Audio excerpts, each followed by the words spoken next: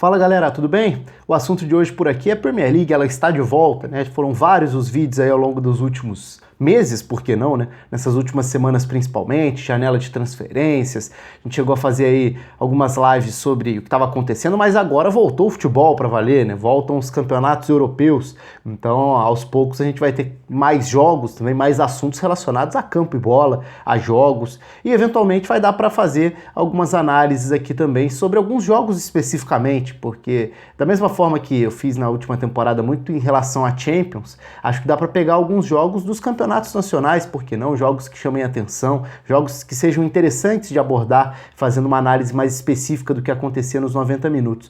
E nessa primeira rodada da Premier League, alguns jogos foram bem importantes, chamaram a atenção, a gente teve as goleadas, né? Manchester City, o Liverpool, o Manchester United para cima do Chelsea, uma goleada bastante surpreendente, embora o placar não mostre exatamente o que foi o jogo na maior parte do tempo, né? Acabou virando um jogo de goleada, não era, até o 2-0 o Chelsea no mínimo jogava de igual para igual, para não dizer que criava mais, que teve momentos de superioridade, depois acabou perdendo por 4-0, a partir do segundo gol o jogo realmente desandou de vez.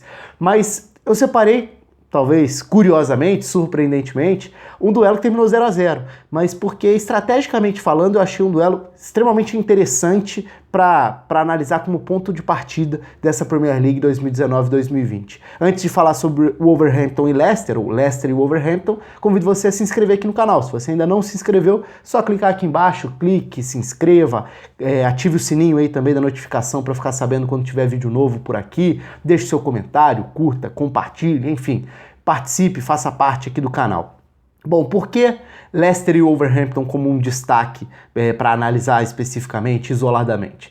Primeiro porque são dois times que aparecem certamente aí na lista dos possíveis intrusos. A Premier League tem o grupo do top 6, isso está bem nítido, e tem os candidatos a intrusos. Entre esses candidatos, a gente pode colocar o Everton. O Wolverhampton foi esse time na temporada passada, né? Foi o melhor time fora do top 6. O Leicester, como eu já falei até em outro vídeo aqui há algumas semanas ou meses, para mim é o projeto mais interessante para ficar de olho nessa temporada de possíveis intrusos, de forças fora do top 6. O Everton já vem investindo para tentar fazer isso. O West Ham tem decepcionado. Na temporada passada, o Watford surpreendeu. São alguns dos times que tentam compor esse segundo bloco da Premier League. E a primeira rodada teve um empate em 0-0 entre Leicester e Wolverhampton. E dentro de campo a gente viu algumas das estratégias muito claramente apresentadas pelos dois times. Então, estrategicamente falando, a gente viu cada um apresentando as suas ferramentas. E o que que significa? Significa primeiro a chance da gente voltar a usar o campinho aqui para falar um pouco mais taticamente do jogo e também para falar um pouco dessa expectativa dos dois lados. Então, de que forma esses times tentam trabalhar para essa temporada? Começando pelo Leicester, que jogou em casa e que é um time que, com o Brendan Rodgers, tende a trabalhar mais a bola, a tentar ter a iniciativa com posse, a elaborar um jogo de mais paciência, mas um jogo também que vai passar pelo papel dos seus laterais, sejam como laterais ou alas. Nessa estreia foi uma linha com 4 na defesa, então Evans e Çağlar Soyuncu formaram a dupla de zaga, o Maguire foi embora, o Çağlar Soyuncu fez uma boa estreia, foi um dos destaques individuais, e Chilwell e Ricardo Pereira fizeram as laterais. Os dois têm características e eventualmente serão utilizados como alas pelo Brendan Rodgers também, mas dessa vez foi uma linha com 4. Independentemente de linha com 4 ou de 5, tá muito nítido que o Brendan Rodgers vai usar um time que concentre e aproxime os seus meias por dentro, liberando os corredores para os seus laterais ou alas. O comportamento não vai mudar muito. Então o Ndidi ficou à frente da dupla de zaga, com o Chowdhury iniciando a saída de bola à esquerda, o Tielemans tentando fazer esse papel à direita, e aí Ayoze Pérez partindo da ponta direita para dentro, James Maddison partindo da meia esquerda para dentro e com os corredores abertos. Qual foi a grande dificuldade aí? A gente vai entrar naturalmente na característica do adversário.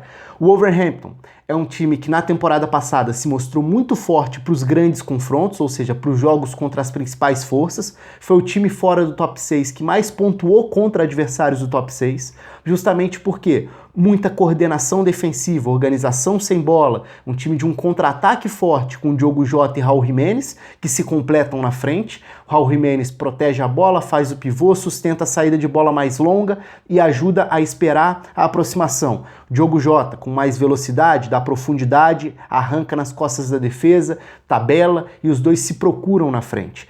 De um time que, sem a bola, forma uma linha com 5 e tem 3 meio-campistas que preenchem muito bem a entrada da área. Então, Dendoncker à direita, João Moutinho à esquerda, Rubem Neves à frente e o Wolverhampton assim bloqueia a entrada da área, preenche a frente da defesa com esses 3 que se desdobram por ali. E o que acabou acontecendo nesse duelo de estilos, né? Se o Wolverhampton é um time de boa ocupação de espaços, boa disciplina e organização sem a bola para buscar o contra-ataque, e o Leicester é um time que tenta ter a bola com paciência para abrir espaços na defesa adversária, a gente viu um Leicester com a bola sem conseguir furar o bloqueio, tentando concentrar os jogadores por dentro, opções de passe, num setor já congestionado pelo Wolverhampton. E mais do que isso, se os laterais do Leicester tentam ser esses caras que abrem a defesa, os alas do Wolverhampton controlaram muito bem os dois. Então, por exemplo, o Johnny fez um bom papel defensivo como ala defensivo que é, né? Um jogador, não é nem ala defensiva, é modo de dizer, ele faz um bom trabalho sem bola, mas também chega à frente. Ele acompanhava bem os momentos em que o Ayoze Pérez tentava se movimentar partindo do lado para dentro, e nos momentos em que a equipe do Leicester tinha a subida dos laterais, o Ayoze Pérez já estava por dentro, então ele já estava ocupando a área dos meio-campistas. E isso fazia com que o Johnny tivesse mais tranquilidade para fazer esse duelo de frente com os laterais adversários, ou o lateral adversário. Então era o Johnny batendo de frente com o Ricardo Pereira, do outro lado da mesma forma. O Doherty, em alguns momentos o James Maddison caía por esse lado, mas frequentemente ele estava por dentro, tentando dar uma opção por dentro já na zona dos meio-campistas. O corredor era do Chilwell, mas o Chilwell batia de frente com o Ricardo Pereira, que tinha essa liberdade para sair no momento em que a bola estava ali no setor, ele sai, se desprende da linha de 5 para fazer esse combate. Então o Leicester teve muita dificuldade para abrir o jogo, e nessa de concentrar por dentro, encontrava uma proteção muito bem feita pelo Wolverhampton.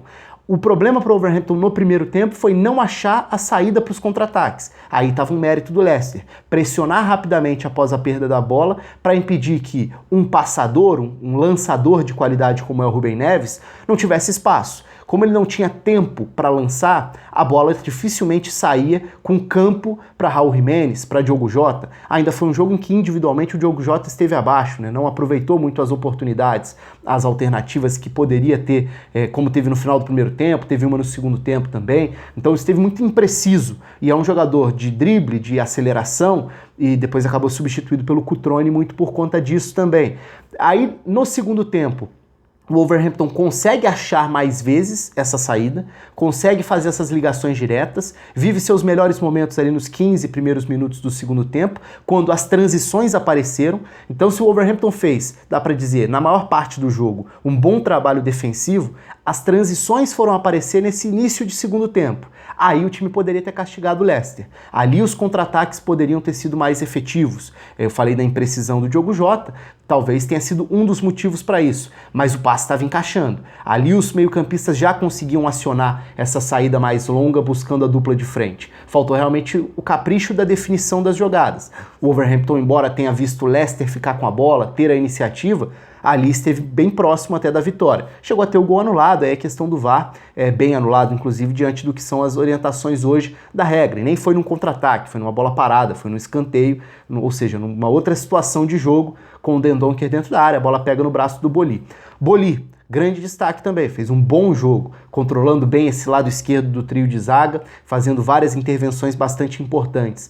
No lado do Leicester eu destaquei o Çağlar Soyuncu, que fez individualmente um bom jogo, mas a defesa do Leicester no segundo tempo, ou o sistema defensivo, já não foi tão bem assim. Agora, o Brendan Rodgers reagiu bem também com a substituição, ou com as substituições. Por quê? Se o cenário pelos lados mostrava essa dificuldade para abrir o jogo, e o jogo estava muito concentrado numa faixa de campo em que o Wolverhampton protegia a entrada da área, uma saída importante é, se o Wolverhampton se defende com linha de 5, 3 meio-campistas, 2 atacantes, girar um jogo de um lado para o outro, criando dobradinhas pelos lados, é uma boa alternativa para você desgastar esse trio de meio-campistas, né? Porque os 5 estão posicionados, mas os 3 vão precisar se desdobrar indo de um lado para o outro, fazendo esse movimento frequentemente, tentando cobrir os espaços, tentando fechar o setor da bola, já que são 2 jogadores mais à frente. E o Leicester só passou a ter isso a partir das mexidas. A entrada do Harvey Barnes, por exemplo, ofereceu ao lado esquerdo uma tabelinha com o Chilwell. Qual que é a diferença aí? Diferentemente do cenário do primeiro tempo, em que os meias já centralizavam para participar do jogo por dentro, o Harvey Barnes entra para receber a bola bem aberto. Isso significa o quê? Receber a bola aberto com a marcação no setor do Doherty, por exemplo. Então a gente está falando de um lado esquerdo de ataque do Leicester, lado direito de defesa do Wolverhampton. Se o Harvey Barnes recebe essa bola bem próximo da linha lateral, ele vai atrair a marcação do setor do Doherty, do ala. E com o Chilwell se projetando, viram raros momentos de 2 contra 1, ou da possibilidade de uma ultrapassagem pegar um jogador sem ter essa marcação mais próxima. E isso acaba desgastando mais o trio de meio-campistas, que passa a ter que se preocupar também com essas dobradinhas. Do outro lado, o Albrighton entra depois para fazer esse mesmo trabalho ali no setor do lado direito. Acaba não tendo tanta influência, mas a gente chega a ver também Albrighton e Ricardo Pereira. Então essas dobradinhas foram importantes para que o Leicester, na reta final do jogo, conseguisse responder a essa marcação, ou pelo menos mostrar um desafio diferente para o lado do Wolverhampton. E acho que foi um jogo bastante interessante nesse ponto de vista. Não foi o jogo mais emocionante, não foi o jogo mais aberto no sentido de chances claras, não foi um jogaço de ver. O primeiro tempo, especificamente, foi um primeiro tempo fraco, né? E até chato em alguns momentos, nessa questão da velocidade, que a gente muitas vezes está acostumado. Mas, estrategicamente falando, foi um jogo muito rico em possibilidades, em alternativas, em variações, em detalhes de posicionamento. E são dois times que podem não ter empolgado nessa primeira rodada, mas muito provavelmente vão apresentar dificuldades ou vão exigir alternativas para os seus adversários. Vão mostrar para times do top 6 que serão times difíceis de ser batidos. Cada um ao seu estilo, né? O Leicester fazendo esse jogo que pode ser perigoso em profundidade no contra-ataque, porque tem o Jamie Vardy, mas que vai tentar muitas vezes igualar a iniciativa, ter a bola, porque faz parte do estilo de jogo do Brendan Rodgers. Vai variar taticamente também. O Wolverhampton, dentro de uma estrutura já muito mais definida, menos flexível, mas vai ser um time coordenado defensivamente, vai ser um time paciente para esperar sem a bola e perigoso nas transições ofensivas com a sua dupla de ataque, com eventuais chegadas do Dendoncker, com a participação importante dos alas, com os lançamentos do Rubem Neves. Acho que nesse sentido foi um jogo bem legal de ver e vamos ficar na expectativa agora pelos próximos, porque Leicester e Wolverhampton devem ser duas das atrações dessa Premier League, pensando ali numa briga por 7ª posição. Eu imagino que nessa faixa da tabela. Não sei vocês podem deixar aí nos comentários o que vocês imaginam, o que vocês esperam para esses times, para esse duelo de meio de tabela. Você acha que algum deles pode furar essa barreira do top 6? Essa é uma das grandes questões da temporada na Inglaterra. Um abraço a todos, conto com a inscrição de vocês, com os comentários, com a curtida. Ativem o sininho aí também. Até a próxima.